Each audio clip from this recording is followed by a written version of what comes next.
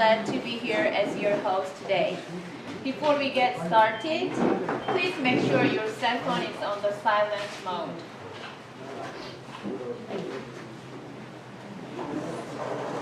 Thank you. When you first arrived, you should have received a piece of paper like this. So during the talk, if you have any questions, please write any question on this paper. So your questions will be answered by Diane Syejeong, today's speaker, in our Q&A portion of our today's talk, led by one of our English-speaking volunteers. Now, I would like to introduce you to today's GIC talk speaker, Diane Syejeong. So her talk is titled Community Colleges in U.S. Higher Education System. Many Korean students study abroad every year for multiple reasons.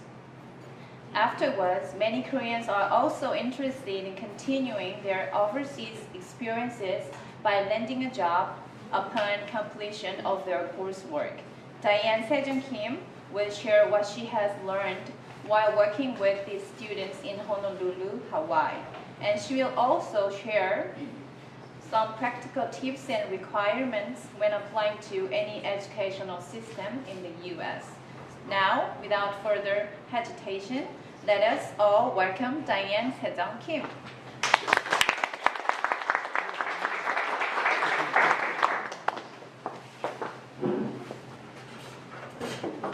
Good afternoon, everybody. Hi. Before we get started, I guess I can show a little bit of where I work. So this is Diamond Head. Maybe you know, maybe you don't know. It's in Waikiki area in Honolulu, Hawaii. And this is our school, Kapiolani Community College, University of Hawaii. So we're right across from Diamond Head and very close to Waikiki. Now, before I get started, I have some prize for a quick quiz. If you know the answer, you can raise your hand. How many islands are there in the state of Hawaii? 50. 50? Sorry, a bit more.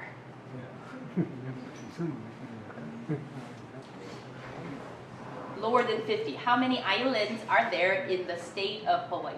Just guess. It's just a number. Yes? 37. Lower. Yes? 29. Much lower. 15. Lower. Yeah? Say 11. A little bit lower. We're getting really close. Yes? 7. Up. 8. Yes, sir. You have it correct.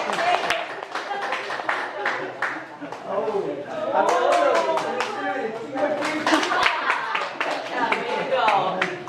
All right. Yeah. So I think for many of you guys who don't know much about Hawaii, first of all, Hawaii, there's not just one island, but there's multiple islands, and we have 8 different islands that are large and small.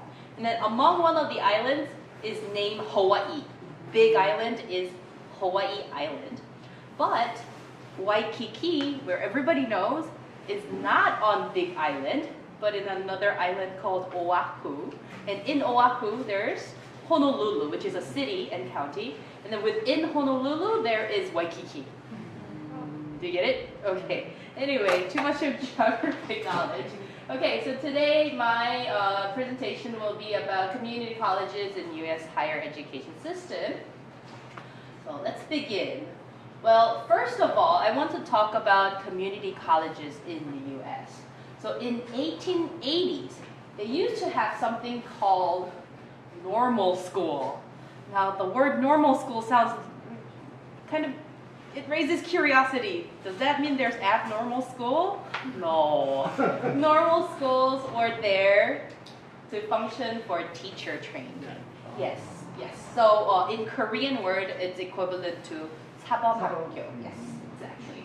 And actually, a couple of schools in China still officially use that for teachers' college, like Shanghai Normal University, as in Shanghai Teachers University. So community colleges as a junior college between university and high school, they function for teacher training. And then in 60s, there was this increase of CCs, both public and in private domain. Because there was the increased need for CCs to, accommodate baby boomers who were entering university or higher education.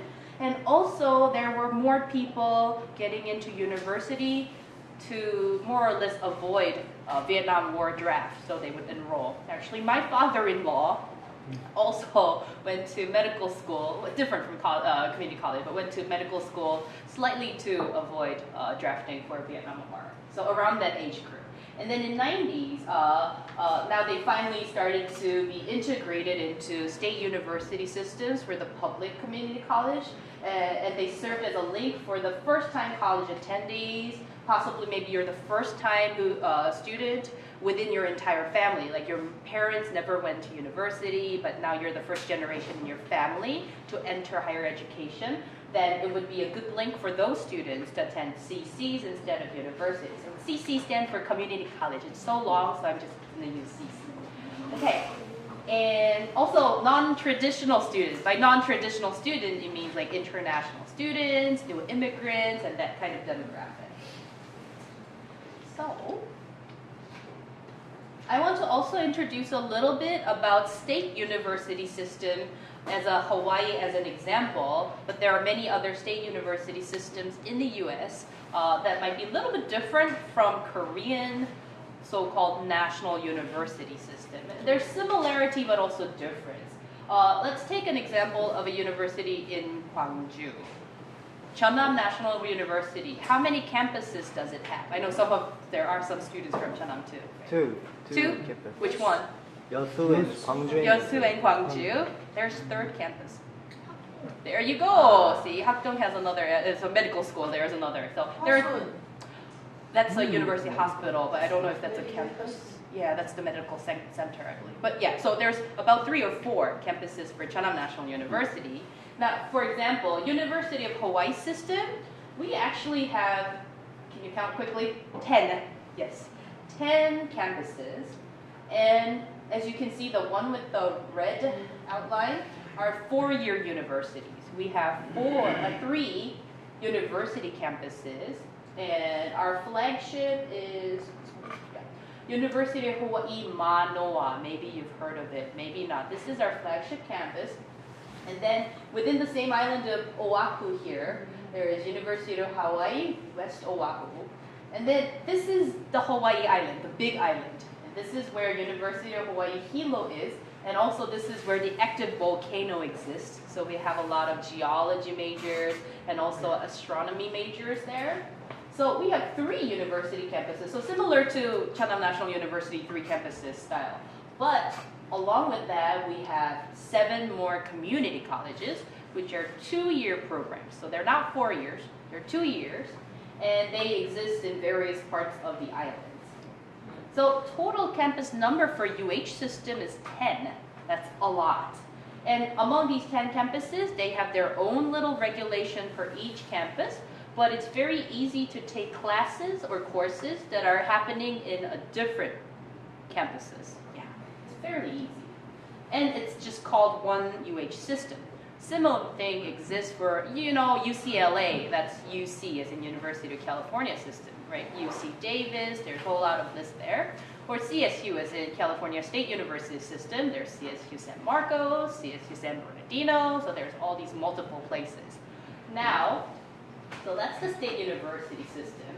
So we are part of state university system, but you might wonder, why choose community college, right? I said it's 2-year program, but when you think about university, I think in Korean idea, it's usually 4-year program that you are aiming when you are in that stage of grade 3 in high school, or if you know anybody like that. I want to talk about the cost first. I know, of course, other things are important too when you choose a school, but when it comes to cost, UH Manoa, which is just regular 4-year program, it costs roughly about $30,000 a year for your tuition. And then for 4 years, it will be about $120,000 to graduate with a 4-year degree. However, if you choose community college, your first 2 years you pay for the community college rate, which is about $8,000 a year. And then you move on your 3rd year and 4th year, and then finish 4-year degree in Manoa or Hilo or other 4-year campuses by spending much less. Sorry, my calculation and numbers are wrong again, as usual. This is why I'm not a math major. But I think you can do the math there. Yeah. So I think a 0 is missing on the side. Is that correct? But I'm pretty sure you guys can do this calculation. So there's a big difference, as you can see. So left is cheaper. It's supposed to be cheaper. Okay. So you have the option of making a better choice in terms of the cost of tuition. And then another choice that you can make for community college is, because there is an easier way, I guess, to enter university. So same thing with Korean universities. To enter 4-year universities in the US, first of all, you will need SAT score, which is same as Suneung score in Korea, but you have to take it in English. So that, to begin with, can be challenging for non-native speakers of English. And then you also need higher English proficiency. From what I understand, most of the 4-year university requires you to have something higher than 81 internet-based TOEFL test. Now, 81 internet-based TOEFL test, I will tell you, it's rough. It's not easy to get that in that test. And also it requires you high school diploma or GPA from high school. Sometimes they want to know about you by asking you to send in recommendation letters. Of course, these letters you should submit in English, right? So to find somebody who can write about you in English can be challenging. And also because 4 years of study and tuition itself is high to begin with, you need to prove that you are financially capable with larger amount of money to get student visa from US Embassy. Whereas for community colleges, we really have something called open door policy. We accept anyone who's interested starting to study. So for example, the minimum age of 18 is okay. If you're 18 and above, we do not require, at least for Kapiolani Community College, we don't require a GED equivalent, as in you don't need to prove that you graduated high school if you're older than 18. If you're under than 18, then you do have to prove that you have equivalent sort of education of high school graduate. And also there's more reasonable amount of bank statement requirement than 4-year universities, for sure, because the tuition is much less and the program is only 2 years. And also your entry barrier, as in English, it's much easier for you to fulfill. For example, our school accepts TOEIC score. And for you to start a college credit program in our school, you only have to submit TOEIC score something higher than 650. So you're like, oh, that's not that high. It could be a challenge for some people, but maybe I can do that, right? So you can step in. It's much easier to start with our school than to try to aim for TOEFL score of 81 or higher. Maybe for FYI, I did take TOEFL one time, but TOEIC I took about like 2-3 times before. And I never got perfect score, but something close to perfect score. And for TOEFL, it's a different story though. The full score for IBT is 120. And I took it, and I think it was 111 or something like that. But it's a really, really, really challenging test. Yeah, I can tell you that. Okay, so that's the big difference. And also there's open admission, as in it's a rolling admission. So we continue to accept students throughout the application period, whereas usually 4-year universities, there's absolute deadline. You have to submit everything until the deadline, and then they don't process real time. They wait until everything is there, and then they process all together at some point, and they get the results. Instead of you send everything in, wait for 3 business days, and they get the results right after. So that's the big difference. And this is, of course, very important too. Classroom environment is very different between CCs and universities. Okay.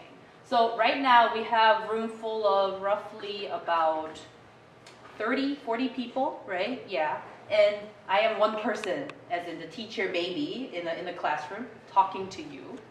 If I teach you, let's say, 1 hour, how many minutes per student do I interact?